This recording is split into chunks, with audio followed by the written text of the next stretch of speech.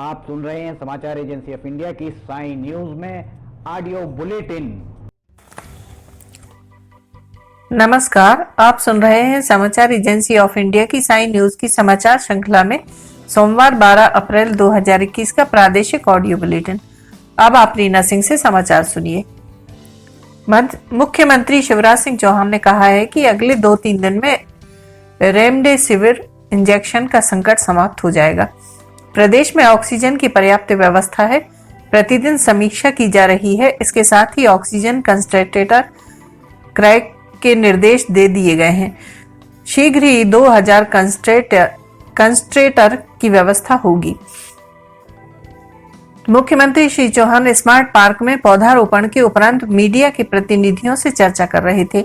आकस्मिक व्यवस्था के उद्देश्य से ऑक्सीजन कंसंट्रेटर खरीदे जा रहे हैं। मुख्यमंत्री श्री चौहान ने कहा कि लॉकडाउन परिस्थिति का समाधान नहीं है। लॉकडाउन से बेहतर तो है कि यदि चेहरा लॉक हो जाए, हम मुंह पर मास्क लगा लें और पैर भी लॉक हो जाएं, अर्थात हम घर से अनावश्यक ना निकलें, तो लॉकडाउन की स्थिति ही निर्मित नहीं होगी। मुख्यमंत्री श्री चौहान ने अपील की है कि सभी लोग मास्क लगाने, आवश्यक दूरी बनाए रखने तथा अनावश्यक भीड़ न लगाने जैसी सावधानियों का पालन करें। बस में प्रसव पीड़ा हुआ, उसने रास्ते में एक सामुदायिक स्वास्थ्य केंद्र में बच्चे को जन्म दिया है। मामला छतरपुर जिले की रहने वाली 27 वर्षीय मुन्नी बाई से जुड़ा है। मुन्नी बाई अपने पति के साथ पन्ना जिले में रहती है। वहीं रहकर पति काम करते हैं। कोरोना के हालात बेकाबू हैं। वीकेंड लॉकडाउन एमपी में लागू है। मुन्नी बाई और उसके पति को लगता है कि पूरे देश में फिर से लॉकडाउन लग जाएगा। फिर हम कहाँ कमाएंगे और खाएंगे क्या?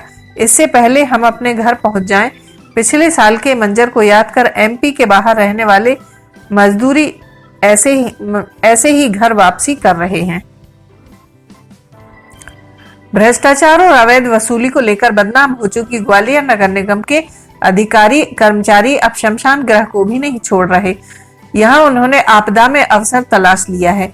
पिछले दिनों समाज सेवी सुधीर सप्रा के पिताजी श्री कृष्ण लाल शर्मा की सामान्य मौत पर निःशुल्क गैस प्लांट में अंतिम संस्कार की एवज में 1500 रुपये लेकर रसीद नहीं देने का मामला सुर्खियों में आया था। उसके बाद ग्वालियर नगर निगम के नोडल ऑफिसर अतिबल सिंह यादव ने प्रेस नोट जारी कर कहा कि शमशान गृह में कहीं कोई पैसे नहीं लेता। प्राइवेट आदमी मौके का फायदा उठाकर मृतक के परिजनों के साथ धोखा करते हैं और वसूली करते हैं। रविवार को ग्वालियर नगर निगम के नोडल ऑफिसर अतिबल सिंह यादव की बात उस समय झूठी साबित हो गई जब मृतक के परिजनों से अंतिम संस्कार के लिए कुछ लोग सौदा करते दिखाई दिए और इनका वीडियो वायरल हुआ। खुद को शमशान गृह के कर्मचारी बता रहे ये लोग कोरोना मरीज के परिजन से अंतिम संस्कार के लिए 4 से 6 हजार रुपये मांगते दिखाई दे रहे हैं। एक मृतक के परिजन हर्ष खंडेलवाल ने कर्मचारी से बातचीत का वीडियो बनाकर वायरल किया है, जिसमें कर्मचारी रुपये मांगता दिखाई दे रहा है। समूचा प्रदेश कोरोना से कराह रहा है। वहीं स्वास्थ्य मंत्री चुनावी रैलियों में व्यस्त हैं। रविवार को प्रभुराम चौधरी दमोह में चुनावी रैली को संबोधित कर रहे थे। चुनाव की वजह से वहां वीकेंड लॉकडाउन नहीं है। मंत्री जी की चुनावी रैली में भीड़ नहीं पहुंची थी। खाली कुर्सियों को ही वह मंच से संबोधित करते रहे। इक्के दुक्के लोग मंच के नीचे बैठे थे। बीजेपी ने दमोह उपचुनाव में राहुल लोधी को उम्मीदवार बनाया है। राहुल लोधी कांग्रेस छोड़कर बीजेपी में शामिल हुए हैं। उन्हें चुनाव में जीत दिलाने के लिए बीजेपी एड़ी चोटी की जोर लगा रही है। साथ ही रूठे लोगों को मनाने की कोशिश में जुटी है। अपने लोगों से ही दमोह में बीजेपी को ज्यादा खतरा है। सीएम शिवराज सिंह चौहान यहां खुद बार-बार चुनाव प्रचार के लिए जा रहे हैं। मध्य प्रदेश में तेजी से बढ़ते कोरोना वायरस संक्रमण और स्वास्थ्य सेवाओं के चरमराने के कारण राज्य सरकार ने आज स्वास्थ्य आयुक्त संजय गोयल को उनके पद से हटा दिया। यह दायित्व अब आकाश त्रिपाठी को दिया गया है। जयप्रकाश अस्पताल के मेडिकल विशेषज्ञ व कोरोना के नोडल अधिकारी योगेंद्र श्रीवास्तव के विधायक पीसी शर्मा और उनके करीबी पूर्व पार्षद गुड्डू चौहान ने 2 दिन पहले अभद्रता की। एक मरीज की मौत के बाद दोनों जनप्रतिनिधियों ने अस्पताल पहुंचकर उनको सार्वजनिक रूप से काम करते समय उनको बुलाकर उनके साथ बदसलूकी की। घटना के बाद पीड़ित डॉक्टर ने अपने पद से त्यागपत्र दे दिया था। घटना के 2 दिन बाद CMSO के लिखे पत्र और डॉक्टर के दिए त्यागपत्र को आधार बनाकर हबीबगंज पुलिस ने दोनों लोगों पर केस दर्ज कर लिया है। जानकारी के अनुसार JP अस्पताल में 2 दिन पहले एक कोरोना संक्रमित की इलाज के दौरान मौत हो गई थी। उस समय उनका इलाज JP अस्पताल के वरिष्ठ चिकित्सक योगेंद्र श्रीवास्तव द्वारा किया जा रहा था। मरीज को काफी नाजुक स्थिति में अस्पताल में भर्ती कराया गया था। यहाँ इलाज के दौरान उसकी मौत हो गई थी।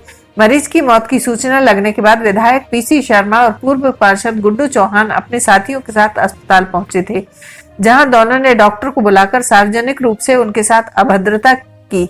इस पूरे मामले का एक वीडियो बनाकर इंटरनेट मीडिया पर भी वायरल हो गया था, जिसमें पीड़ित डॉक्टर ने अपने साथ हुई घटना की रोते हुए जानकारी देते हुए कहा था कि गाली खाने के लिए नौकरी नहीं करनी और अपने पद से इस्तीफा दे दिया था।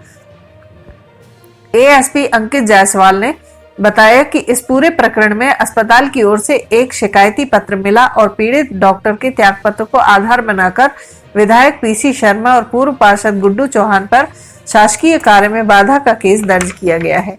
मध्य प्रदेश में बढ़ते कोरोना वायरस संक्रमण की वजह से अब 10वीं और 12वीं की बोर्ड परीक्षाएं जून में कराने का प्रस्ताव भेज दिया गया है।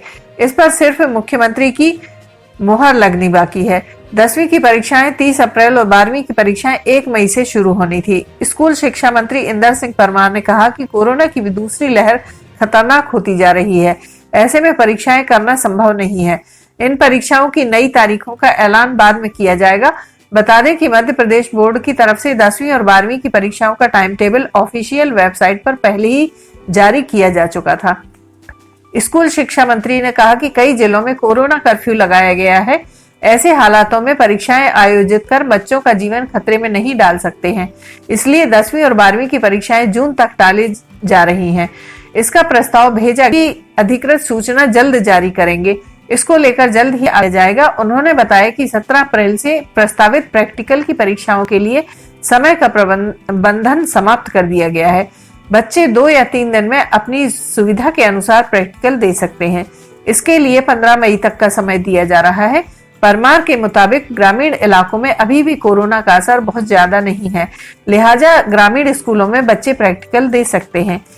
मंत्री ने बताया कि प्रदेश के सभी सरकारी हॉस्टल को अगले आदेश तक के लिए बंद रखने का फैसला लिया गया है। उन्होंने कहा कि विभाग इसके आदेश भी जल्दी जारी कर देगा। इसमें केवल नवोदय स्कूल के हॉस्टल शामिल नहीं है, इनके लिए केंद्र सरकार फैसला लेगी। प्रदेश के प्रमुख माता मंदिरों में नवरात्र में श्रद्धालु दर्शन पूजन नहीं कर सकेंगे। कोरोना संक्रमण की वजह से अधिकांश मंदिरों में पहले से ही भीड़ पर प्रतिबंध लगा हुआ है। 13 अप्रैल से चैत्र नवरात्र शुरू हो जाएंगे। इसी दिन हिंदू नववर्ष का नया संवत्सर भी शुरू हो जाएगा। नवरात्र होने से पूरे हफ्ते देवी पूजा और व्रत उपवास रहेंगे। श्रद्धालुओं को यह सब घर पर ही करना होगा। प्रदेश के प्रमुख माता मंदिरों में श्रद्धालुओं का प्रवेश प्रतिबंधित कर दिया गया है। दतिया स्थित सिद्धपीठ पीताम्बरा मंदिर पर अनुष्ठान की तैयारियां पूरी हो चुकी हैं। इस बार चैत्र नवरात्र में शतचंडी अनुष्ठान और विशेष अनुष्ठान होगा। इन अनुष्ठान में 11 पंडित भाग ले सकेंगे। इन पंडितों के अतिरिक्त मंदिर में श्रद्धालुओं का प्रवेश वर्जित है। ट्रस्ट के प्रबंधक महेश दुबे का कहना है कि लॉकडाउन के कारण एक बार फिर से नवरात्र में श्रद्धालुओं का प्रवेश वर्जित किया गया है। यह निर्णय प्रबंधन कमेटी द्वारा लिया गया है। 9 दिन तक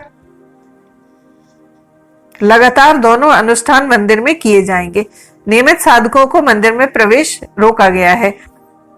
मां बीजासन देवी धाम सलकनपुर मंदिर के पट 9 दिन 13 से 21 अप्रैल तक बंद रहेंगे।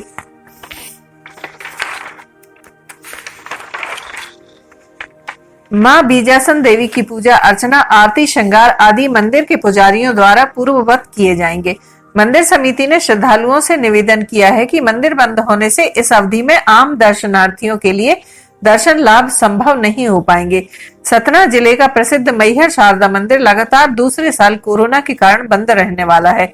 कलेक्टर अजय कटेसरिया ने प्रदेश सरकार के निर्देश पर चैत्र माह के मैहर नवरात्र मेले पर प्रतिबंध लगा दिया है। मंदिर का संचालन मैहर शारदा प्रबंध समिति करती थी। विंध्य क्षेत्र के साथ महाकौशल यूपी, बिहार और झारखंड के भारी संख्या में भक्त आते थे। 9 दिन के अंदर करीब 2 करोड़ भक्त मेले में शामिल होते थे। वहीं 1 करोड़ प्रदेश सरकार को इस मंदिर से राजस्व मिलता था। बता दें कि यह मंदिर 52 शक्तिपीठों में एक शारदा शक्तिपीठ है।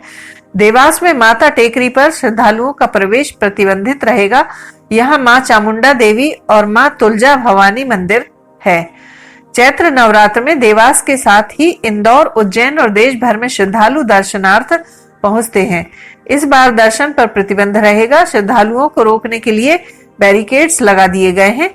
कलेक्टर चंद्रमौली शुक्ला ने बताया कि लॉकडाउन का पालन करते हुए मंदिर में नित्य पूजा अर्चना होगी। आप सुन रहे थे रीना सिंह से समाचार एजेंसी ऑफ इंडिया की साई न्यूज में सोमवार 12 अप्रैल 2021 का प्रादेशिक ऑडियो बुलेटिन।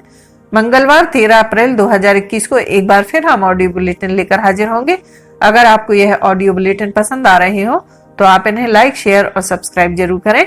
सब्सक्राइब कैसे करना है यह हर वीडियो के आखिर में हम आपको बताते ही हैं। फिलहाल इजाजत लेते हैं। नमस्कार। आइए अब हम आपको बताते हैं कि किस तरह आपको समाचार एजेंसी ऑफ इंडिया के यूट्यूब को सब्सक्राइब करना है। सबसे पहले आप ब्राउज़र खोलिए, ब्राउज़र में यूट्यूब टाइप कीजिए, या तो आपके पास अगर यूट्यूब का ऐप है तो यूट्यूब खोल लीजिए। यूट्यूब खोलने के बाद आप उसके सर्च बटन पर जाइए। सर्च बटन जो आपको ऊपर यहाँ पर दिख रहा होगा, इसमें आप ऊपर सर्च में जाइए, वहाँ LIMTY स्पेस दीजिए, KHARE ये टाइप कीजिए, लिमटी खरे। ये आपको लिमटी खरे खुला हुआ मिल जाएगा। लिमटी खरे अगर आप जैसे ही आपको ये मिलता है, आप ये राइट हैंड साइड में देखिए सब्सक्राइब, लाल रंग का सब्सक्राइब बटन दिख रहा होगा। इस सब्सक्राइब बटन को अगर आप क्लिक करेंगे तो ये आपको सबसे पहले कहेगा कि आप जो भी आपका अकाउंट है उसमें आप अकाउंट से लॉगिन करिए। अगर आप पहले से लॉगिन हैं तो आपको ये सब करने की शायद ही ज़रूरत पड़े। ये देखिए आप लाइव लॉगिन हो जाएंगे। यहाँ किनारे में आपको यहाँ पे इसका यूट्यूब का बटन दिख जाएगा। अब ये सब्सक्राइब जो यहाँ पर लिखा हुआ है लाल रंग से, इसको आप जैसे ही क्लिक करेंगे तो सब्सक्राइब रह जाएगा। फिर इसके बाजू में जो ये घंटी बनी हुई, घंटी में ऊपर ऑल को क्लिक कर दीजिए। इस तरह से आप यूट्यूब चैनल को सब्सक्राइब कर लेते हैं। और उसके बाद अगर आप इस पर क्लिक करेंगे तो यहाँ क्लिक करने के बाद आप देखिए यहाँ वीडियोज़, प्लेलिस्ट सब कुछ आपके सामने मौजूद मिल जाएगी। इस तरह आप सब्सक्राइब कर सकते हैं।